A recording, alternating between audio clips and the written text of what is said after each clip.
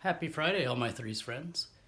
I loved all of the things that Mr. Dietrich did for you yesterday, and I was inspired to do a different kind of egg dyeing that I really love to do. It's a little bit different. You get very different looking eggs. But first, I want to check in with our dried flowers to see how they're coming.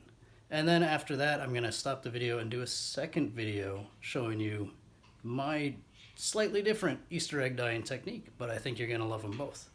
So let's turn this around and take a look at the flowers that we've got pressing and drying. Now I've already removed two of the heavy books to make this a little bit easier. So we're going to take off this last one. It's a big old art book from back in the college days. And then we're going to remove our first layer of cardboard and our first layer of parchment paper. And look at that. Look at these lovely pressed flowers. Now I noticed that this narcissus did not hold its color very well, and I wonder why that would be.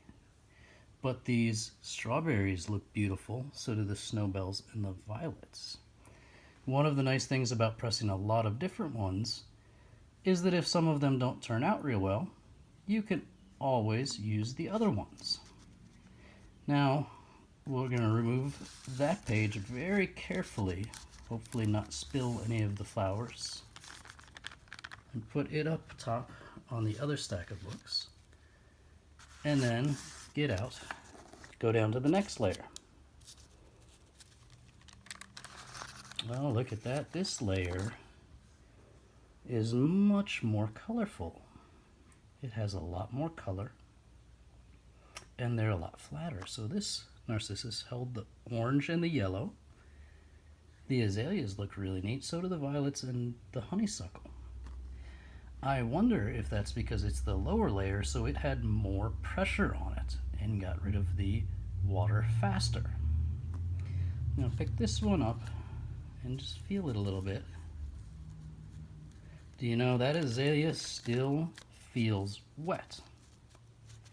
So even though it's pressed flat, it's not ready to be used yet because we need to have them completely dry before we use them.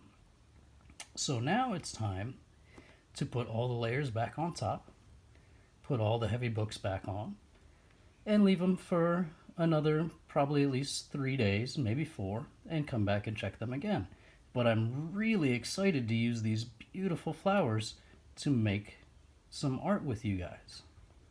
So now I'm going to sign off on this video, and I'll come back in a little bit with a video showing you a different way to dye eggs.